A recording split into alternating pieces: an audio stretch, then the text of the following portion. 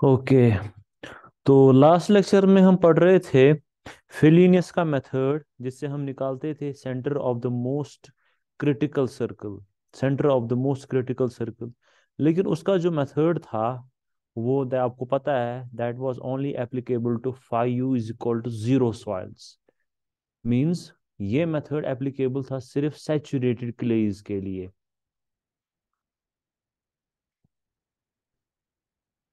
इस मेथड में आपको पता है, इस मेथड में हम क्या करते हैं, स्लोप के दो पॉइंट से, top point and base point से दो लाइंस ड्रॉ करते थे। जहां पे वो दो लाइंस मीट होते थे, that will be the centre of the most critical slip circle.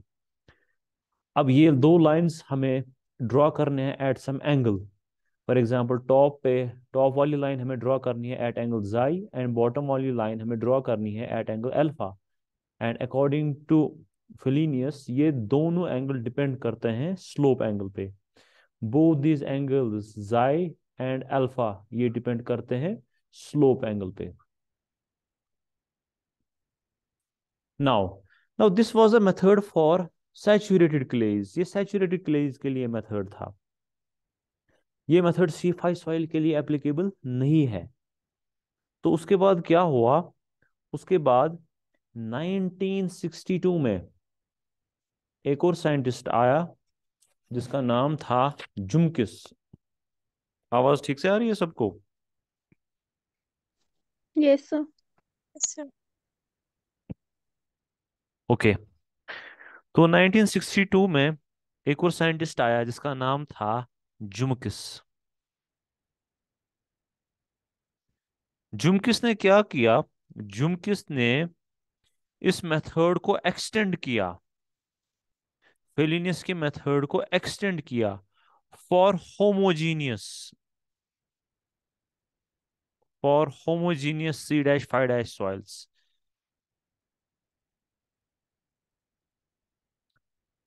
तो उसने क्या किया, उसने एक पॉइंट P प्लॉट किया। उसने एक पॉइंट नीचे एक पॉइंट P प्लॉट किया। This is the point P। अब ये पॉइंट P कैसे प्लॉट किया, this point P is at a distance of 4.5 h from the base point. This point P is at a distance of 4.5 h from the base point. Base point is this. What is h? H is the height of the slope. So this is h. ये है h। ठीक है। This ये ये point P वाला की। Point repeat कीजिए। हाँ। सर ये वाला पॉइंट रिपीट कीजिए। कौन सा वाला? हाँ ये देखो, किस पॉइंट P, डिस्टेंस पे है? Point P। हाँ, पॉइंट P जो है, point P is at a distance of 4.5 h from the bottom point। इस पॉइंट से, इस पॉइंट से कितनी दूरी पे है, 4.5 h। What is h? h is the height of the slope. Slope की हाइट, थोड़ा बड़ा हो गया है। h is the height of the slope. ये है स्लोप की height. Now this is the horizontal distance. ये पॉइंट P की हॉरिजॉन्टल डिस्टेंस है। What is its vertical distance? Vertical distance इसकी क्या है, इस पॉइंट P की वर्टिकल डिस्टेंस क्या है? This point P is at a distance equal to 2h from the top. अगर ये h है तो ये वाली डिस्टेंस भी h है।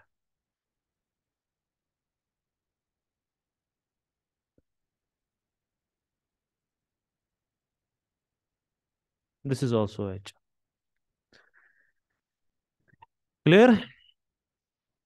तो जुमकिस ने क्या किया, जुमकिस ने एक पॉइंट P प्लॉट किया। इस पॉइंट P जो है, it is at a distance, horizontal distance of 4.5 h from the base point, and top point से ये है eight A distance of 2h। तो जब यहां से एक लाइन ड्रॉ करोगे एंड टॉप से एक लाइन ड्रॉ करोगे, दो लाइंस यहाँ पे मीट होते हैं at point P। Now what you have to do, initial point O1 and this new point P, you have to join them. आपको इनको ज्वाइन करना है। एंड फर्दर एक्सटेंड करना है।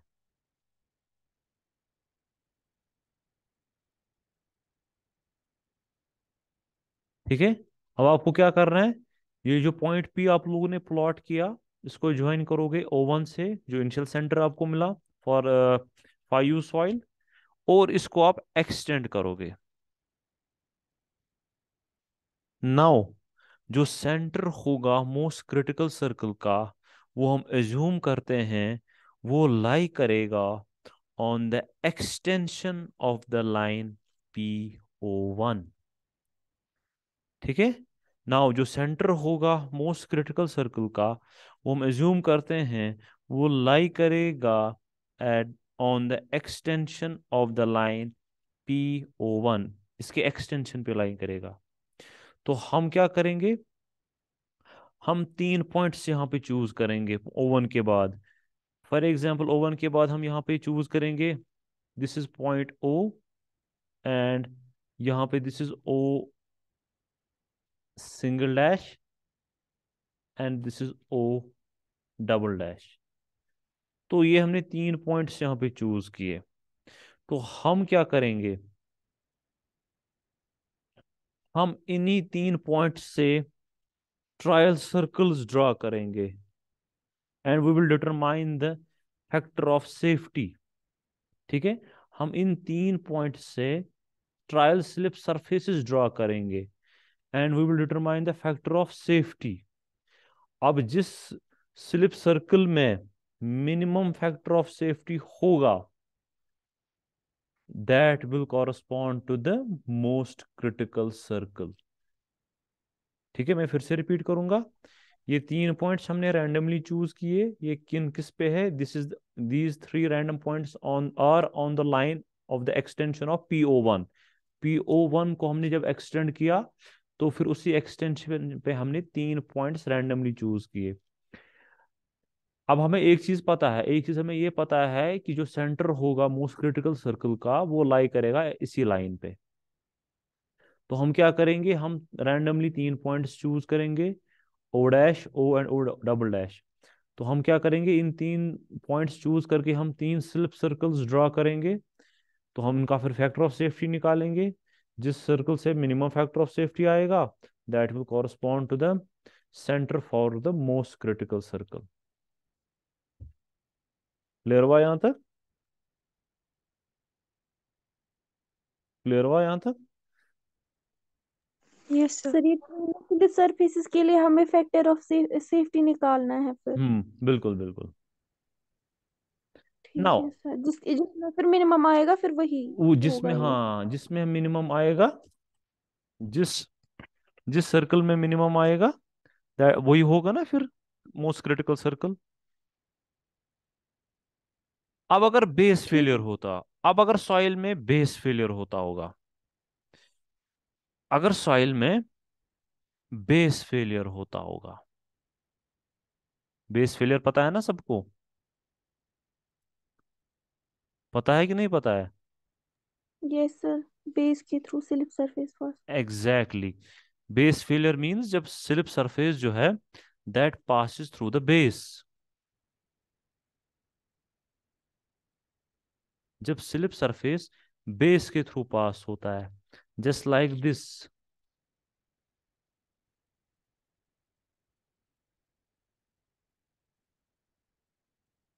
अब इस केस में जब बेस फेलियर होता होगा, तो इस केस में हम मोस्ट क्रिटिकल स्लिप सर्कल कैसे निकालेंगे?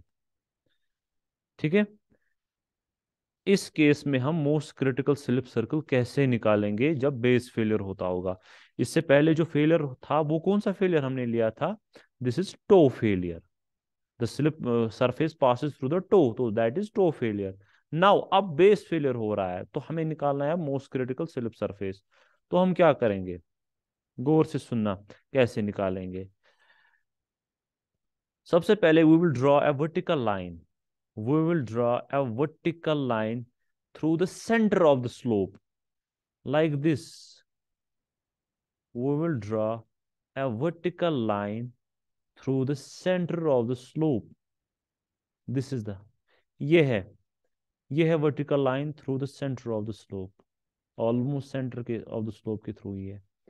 तो जब ये सेंटर ऑफ द स्लोप मैंने आपको बोला, उसका मतलब क्या है? उसका मतलब ये है कि, रुको एक मिनट, पहले मैं यहाँ पे प्रोजेक्शन लाइंस ड्रॉ करूंगा। So this is the projection line of the toe point, and this is the projection line of the heel point, sorry, top point. This is the projection line of the top point. Now अगर total width यहाँ पे b है, then this distance and this distance, it will be equal to, अगर total distance b है, this distance will be equal to b by 2, and this will also be equal to b by 2. Now तो centre line आप लोगों ने draw की। अब याद रखना एक पॉइंट, दिस स्लिप सरफेस जो है, इसका सेंटर जो है, that will lie on this central line. ठीक है, इस स्लिप सरफेस का सेंटर लाई करेगा इसी लाइन पे। अब आपको ढूंढना है कहां पे लाई करेगा। इसी लाइन पे तो लाई करेगा सेंटर, लेकिन कहां पे लाई करेगा? तो हमेशा याद रखना, जो स्लिप सरफेस है वो इस लाइन पे, टॉप पे, टॉप पे एक एंगल बनाता है। जो स्लिप सरफेस है वो इस लाइन के टॉप पे एक एंगल बनाता है। कितना बनाता है? दिस एंगल, ये बनाता है 133 डिग्री, 133.5 डिग्री। तो आपको क्या करना है? आपको देखना है कि ये एंगल कब बन रहा है 133.5 डिग्री। देन उसकी जो लाइंस है आपको एक्सटेंड करानी है। जहां पे ये लाइंस मीट करेंगे स्लोप को, those will be the end points. वो आपको क्या होंगे? वो एंड पॉइंट्स होंगे। रुको मैं अच्छे से ही बनाता हूँ।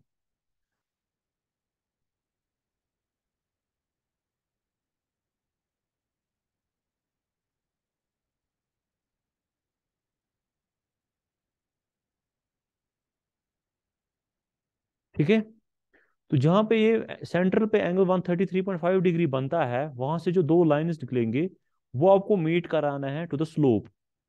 जहां पे वो दो लाइंस मीट करेंगे, that will be the 2 points of the slip surface. So also that will be the radius. वो रेडियस होंगे। तो आपको क्या करना है? कंपास पकड़ना है, रेडियस यहां से लेके यहां तक पकड़नी है, एंड एक सर्कल ड्रॉ करना है। So this circle will be the most critical circle. समझ आया? समझ आया? सर ये लास्ट फिर से रिपीट कीजिए। कौन सा वाला? सर ये कंपास पकड़ना है। हाँ देखो, आपको क्या करना है अब? आपको जो ही यहाँ पे ये एंगल बनाया, बनाया, फिर वहां से जो रेज निकलेंगी, उन रेज को आपको एक्सटेंड करना है सच दैट वो स्लोप पे मिलने चाहिए। फॉर एग्जांपल ये रे यहाँ पे मिली स्लोप पे, और ये वाली रे यहाँ पे मिल गई बेस के पास। देन दिस डिस्टेंस यहाँ से लेके यहाँ तक, या यहाँ से लेके यहाँ तक, it will be radius of the circle. तो एक्चुअली फिर आपको क्या करना है? आपको कंपास पकड़ना है, रेडियस पकड़नी है यहाँ से लेके यहाँ तक, एंड यू हैव टू, आपको एक सर्कल ड्रा करना है ऐसे। और वही सर्कल होगा most critical circle for this base failure. आया समझ? Yes sir. नरुला समझ आया? सर जो रेडियस है ना हम्म। इस सर्कल का, वो ये वाल बस यही वाली जो छोटा रेडियस हमें मिला वही वाला मतलब हमें कंसिडर करना है। वो एक्चुअली, हाँ एक्चुअली इतनी डिफरेंस नहीं निकलती है इनके बीच में। यहाँ पे मुझे डायग्राम में इतनी डिफरेंस निकली, ये एक्चुअली ये और ये ऑलमोस्ट सेम निकलते हैं। ये ऑलमोस्ट सेम निकलते हैं, ये एंड दिस डिस्टेंस ये ऑलमोस्ट सेम निकलते हैं क्योंकि रेडियस सेम होती है। अब यहाँ पे मुझे डायग्राम ठीक से नहीं बनी, इस वजह से आपको ये वाली बड़ी दिख रही है, ये वाली कम दिख रही है। आया ठीक है समझ? Sir. Yes sir, yes sir. So next topic is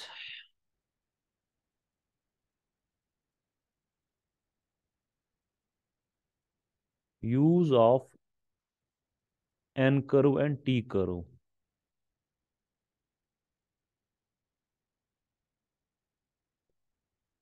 use of N curve and T curve. आपको अगर याद होगा,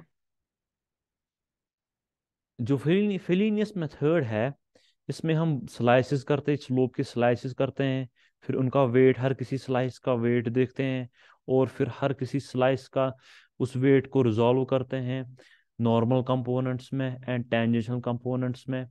फिर हर किसी फिर हम सारे नॉर्मल कंपोनेंट्स को ऐड करते हैं तो हमें मिलता है summation of normal components of weight, और हर किसी स्लाइस के tangential component of the weight को ऐड करते हैं तो हमें मिलता है summation of tangential component of the wait.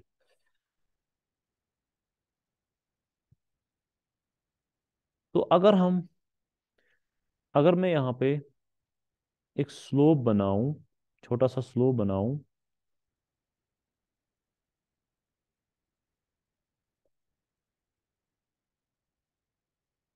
ठीक है, तो ये स्लोप है। सो ये है slip surface, this is the slip surface. तो अगर मैं यहाँ पे स्लाइसेस बनाऊं, हो गया एक स्लाइस, दो, तीन, चार,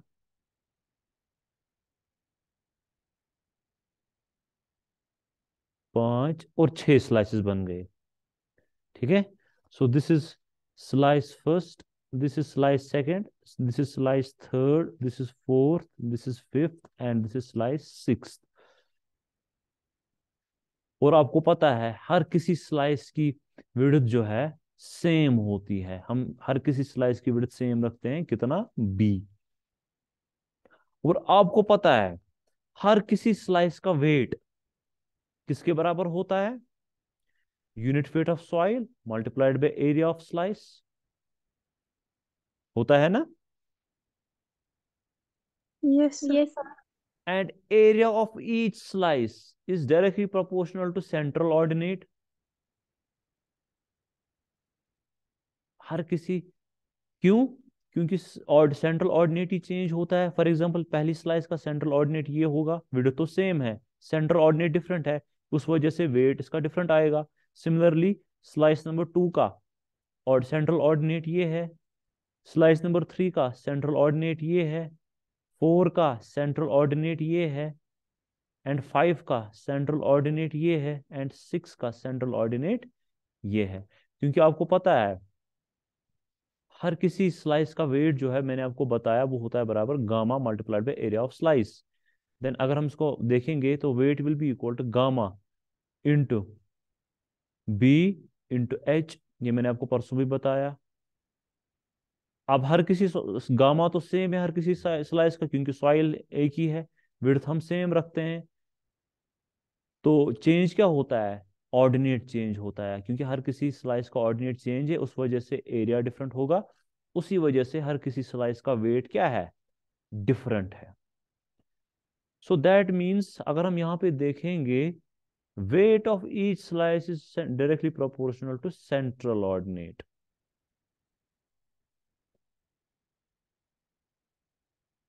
है?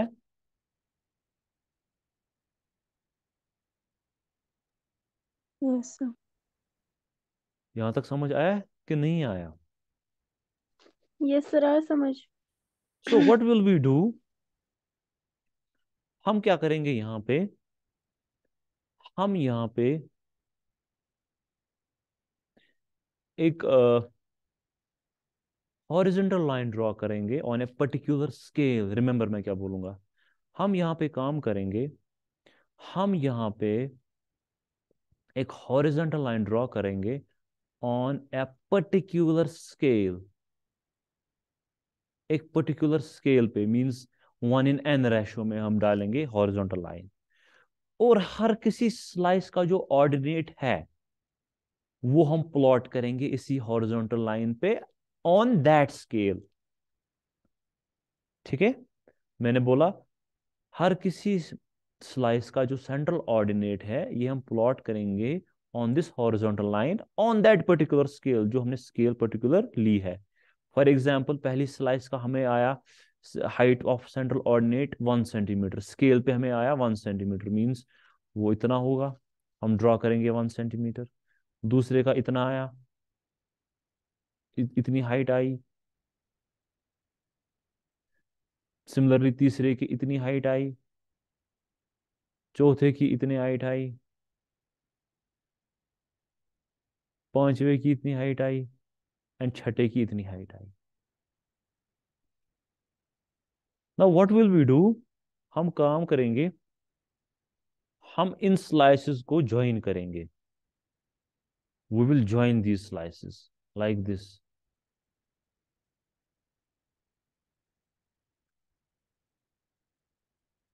लाइक दिस, हम इन स्लाइसेस को ज्वाइन करेंगे। ये जो हमें कर्व यहाँ पे मिली, सॉरी स्लाइसेस को नहीं, इन पॉइंट्स को हम ज्वाइन करेंगे। स्लाइसेस तो यहाँ पे है, इन पॉइंट्स को हम ज्वाइन करेंगे। ये जो हमें कर्व मिल गई यहाँ पे, इसको हम बोलते हैं एन कर्व।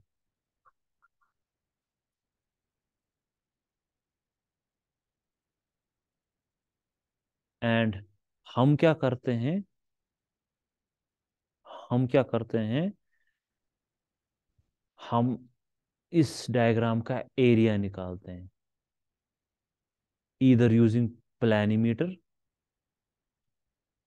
ठीक है, हम इस डायग्राम का एरिया निकालते हैं ईदर यूजिंग प्लानीमीटर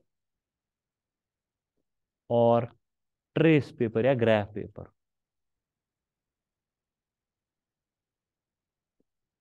जो इसका एरिया आया वो आएगा an, गौर से सुनना, then summation of normal components हमें आएगा बराबर इसका area an multiplied by unit weight of soil gamma.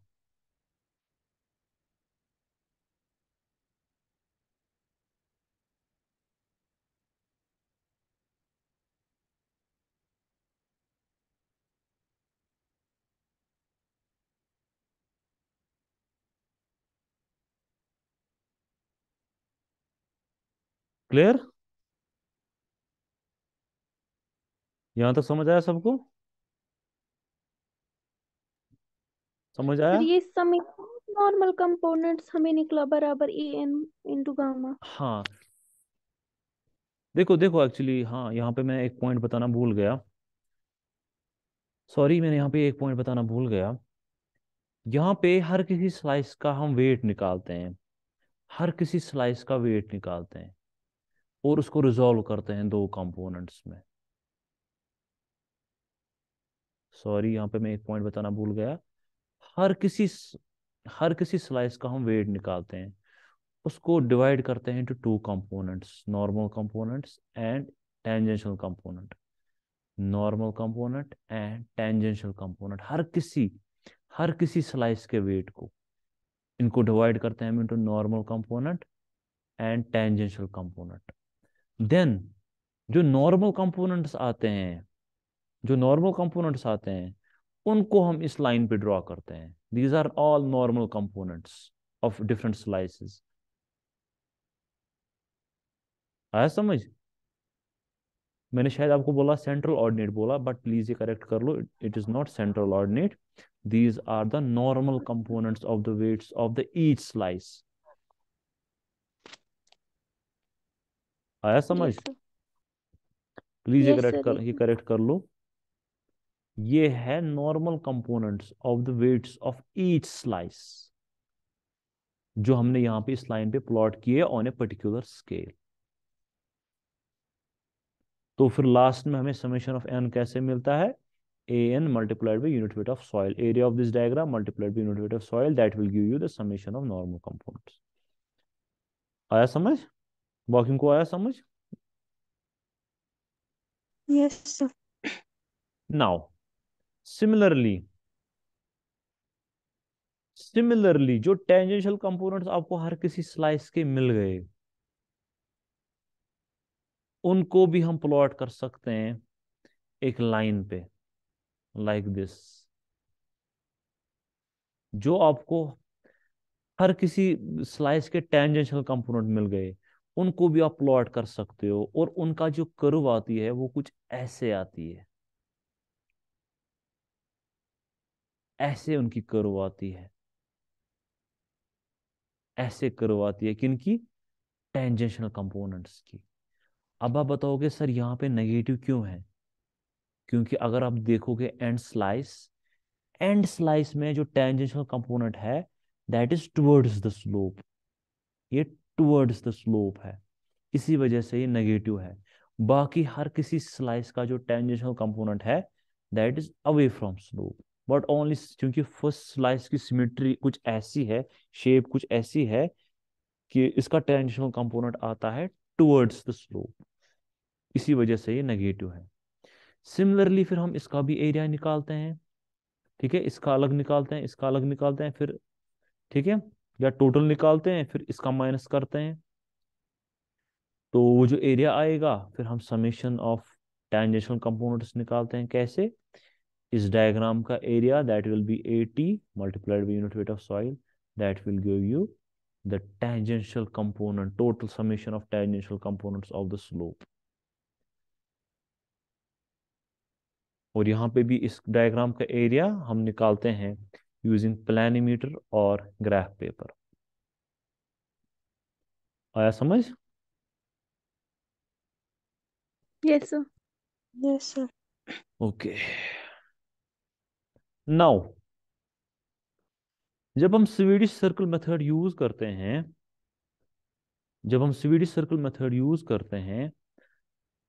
तो हम क्या करते हैं, जो रीडिंग्स है, कैलकुलेशंस है, वो हम एक टैबुलर फॉर्म में प्लॉट करते हैं, ठीक है। Always remember when we use Swedish circle method for analysis of a slope, जो कैलकुलेशंस है they are plotted in a tabular form. और वो टैबुलर फॉर्म कैसा होता है, वो कुछ ऐसा होता है। पहले कॉलम में होता है slice number, slice number means कौन सा स्लाइस है। उसके बाद आता है average ordinate, average ordinate means हर किसी स्लाइस का ऑर्डिनेट तो डिफरेंट होगा, तो आप लोगों ने अगर एवरेज ऑर्डिनेट का वैल्यू निकालोगे वो कितना होगा। उसके बाद उसकी विड्थ, स्लाइस की विड्थ कितनी होती है। उसके बाद वॉल्यूम ऑफ स्लाइस, उसका वॉल्यूम कितना है। उसके बाद वेट, वेट कितना होगा वो भी आपको आता है निकालना। उसके बाद अल्फा एंगल कितना होगा, देन अल्फा कौन सा एंगल है, अल्फा है एंगल ऑफ द, अल्फा जो है यहाँ पे that will be angle of the weight with slice या विद नॉर्मल, वेट का कितना एंगल है विद नॉर्मल, नॉर्मल के साथ। देन उसके बाद आता है normal component of the weight, वो किसके बराबर आएगा, वो आएगा बराबर W cos alpha. Then tangential component आएगा, वो किसके बराबर आएगा, वो आएगा डब्ल्यू साइन अल्फा। सो ऐसा कुछ होता है tabular form when we use Swedish circle method. तो फैक्टर ऑफ सेफ्टी लास्ट में आपको पता है हम किसके बराबर निकालते हैं, that is cohesion multiplied by total length plus summation of normal component into tan phi divided by summation of tangential components। अगर L where L is the length of the slip circle, अगर length of slip circle दे के है तो ठीक, अगर नहीं दे के है तो length of the slip circle जो है वो आएगा बराबर 2 pi r theta/360 degree. This is the length of the slip circle. और यहाँ पे जब लास्ट में आप कैलकुलेशंस करोगे, तो इनको अगर आप जब लास्ट में सम करोगे, दैट विल गिव यू यहाँ पे summation of the tangential components. And यहाँ पे अगर आप सम करोगे, तो यहाँ पे आपको मिलेगा summation of normal components.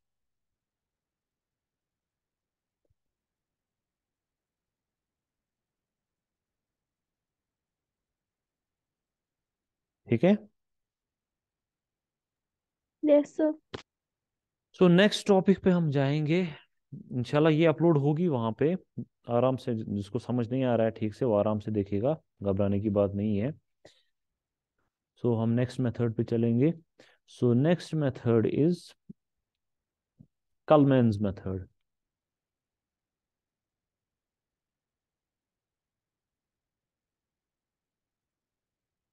Next method is Culmann's method. नया मेथड है, कंसंट्रेशन रखो इसको, पुराने मेथड के साथ कुछ नहीं है। तो जिसको पुराना मेथड समझ नहीं आया, मेहरबानी करके कंसंट्रेशन रखो, इसको पुराने मेथड के साथ कुछ भी नहीं है। कॉलमैन्स मेथड जो है, सबसे पहले ये यूज किया जाता है अप्रोक्सीमेट स्टेबिलिटी एनालिसिस के लिए। कॉलमैन्स मेथड यूज किया जाता है अप्रोक्सीमेट स्टेबिलिटी एनालिसिस के लिए। किनके लिए? और होमोजीनियस फाइनाइट स्लोप्स के लिए।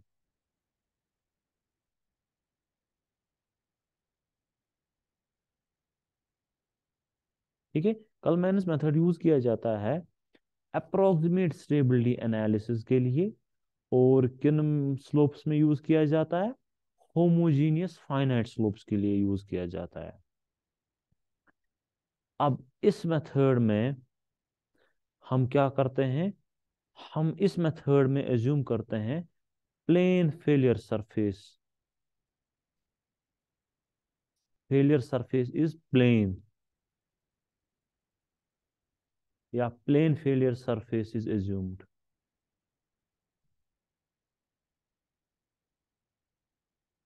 ठीक है। इस मेथड में हम एज्यूम करते हैं फेलियर सरफेस जो है वो प्लेन है।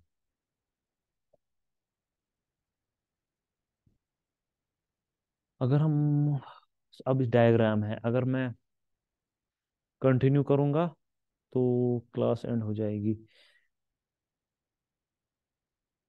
मुझे बताओ, कंटिन्यू करोगे कि ये मेथड कल पढ़ोगे? सर इसमें कितना टाइम लगेगा? इसमें लगेगा थोड़ा टाइम, क्योंकि ये मैथमेटिकल मेथड है, इसमें डेरिवेशन वगैरह है सर इसमें वो थोड़े। मतलब इस चैप्टर में, मतलब ये ना, बस इस चैप्टर में कितना? मेरे ख्याल से इसमें लगे, अगर हम रोज क्लास देंगे, रोज क्लास अगर हम हाँ देंगे, तो मेरे ख्याल से ये 4 या 5 लेक्चर बस। सर, हमें है ना ये पाइल्स, ये डी फाउंडेशन, हाँ। सर उसमें हमने पढ़े हैं सर, जो वो इन सीटू पेनिट्रेशन मेथड है ना, हम्म। सर वो हमने नहीं पढ़ा है, लेकिन पेपर में वो आया है। मुझे पता है वो पार्ट आया है, इन सीटू पेनिट्रेशन वही मेथड, हाँ। उसमें S P penetration test standard SPT, penetration. हाँ एसपीटी एक्चुअली उसमें है नहीं, वो उतना है नहीं, उन्होंने रखा है शायद 5, शायद 3 माह का 4 माह का रखा है उन्होंने। वो एक्चुअली उसमें है नहीं, उसमें एसपीटी हम करते हैं, एसपीटी से हमें एक नंबर मिलता है, स्टैंडर्ड पेनिट्रेशन नंबर एन, फिर उस एन में हम एक एम्पेरिकल फार्मूला यूज करते हैं, जिससे हमें बेरिंग कैपेसिटी मिलती है। सर वो मत पता है, अगर वहां आएगा हम क्या लिखेंगे? कोई मसला नहीं है, वो आसान उतना नहीं है, वो उसमें वो एम्पेरिकल फार्मूला यूज करनी है, उसमें सीधा लिखना है वो एम्पेरिकल फार्मूला का। सर हमने ये लिखा है उसमें थोड़ा इंट्रोडक्शन में, मतलब ये होता है उसमें, लेकिन वो एम्पेरिकल फॉर्मूलाज वगैरह हमने नहीं लिखी है।